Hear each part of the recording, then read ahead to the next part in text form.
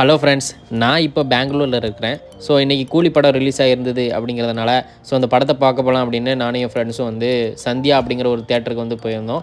So அந்த தேட்டருக்கு வந்து ரொம்ப டிஸ்டன்ஸ் அப்படிங்கிறனால சீக்கிரமாக கிளம்பி போனால் தான் ரீச் பண்ண முடியும். ஏன்னா பெங்களூரில் டிராஃபிக் இருக்கும் இல்லையா? ஸோ அதனால் கொஞ்சம் சீக்கிரமாகவே போய் அந்த இடத்த ரீச் பண்ணலாம் அப்படின்னு பார்த்தா ரொம்ப ஈஸியாகவே நாங்கள் அந்த இடத்த ரீச் பண்ணிட்டோம்.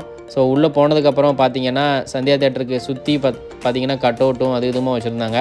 ஸோ இங்கேயும் தலைவருக்கு வந்து இந்த அளவுக்கு ஃபேன்ஸ் இருக்கிறாங்க, இப்படி செலிப்ரேட் பண்ணுறாங்க அப்படிங்கிறது வந்து ஆச்சரியமாக இருந்தது. ஸோ உள்ளே போனதுக்கப்புறம் எங்களுக்கு ஷோ முடியாது அப்படின்றனால கொஞ்சம் நேரம் வெயிட் பண்ண சொல்லியிருந்தாங்க. ஸோ ஒரு ஷோ முடிஞ்சக்கப்புறமா தான் அடுத்து உள்ளே அலோவ் பண்ணியிருந்தாங்க. ஸோ உள்ளே போனதுக்கப்புறம் பார்த்தீங்கன்னா உங்களுக்கு வந்து கூட்டம் அந்தளவுக்கு இல்லாத மாதிரி அப்படி தான் ஃபீல் ஆகிருக்கும். ஸோ எனக்கும் அப்படி தான் இருந்துச்சு. அதுக்கடுத்து பார்த்தீங்கன்னா ஃபுல் அண்ட் ஃபுல் கூட்டம் வந்து ரொம்ப அதிகமாகிட்டு ஸோ ஃபுல்லாகவே ரஜினி அவர்களுடைய கூலி படத்தை பார்க்குறதுக்கு அவ்வளோ ஆர்வமாக வந்திருக்காங்க. ஹை எக்ஸ்பெக்டேஷனோட அந்த படத்தை வந்து இன்றைக்கி ரிலீஸ் பண்ணியிருந்தாங்க சன் பிக்சர்ஸ்.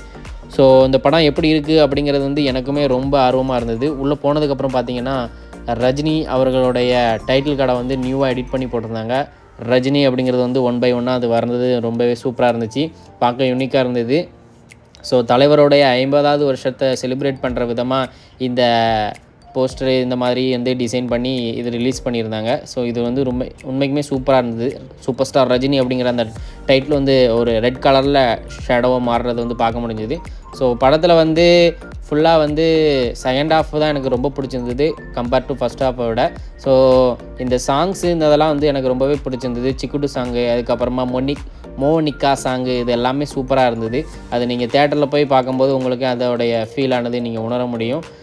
படத்தில் வந்து ஃபுல்லாக எல்லாமே ஓகே அப்படிங்கிற மாதிரி தான் ஃபீல் ஆச்சு. ரொம்ப எக்ஸ்பெக்ட் பண்ணி போகாதீங்க.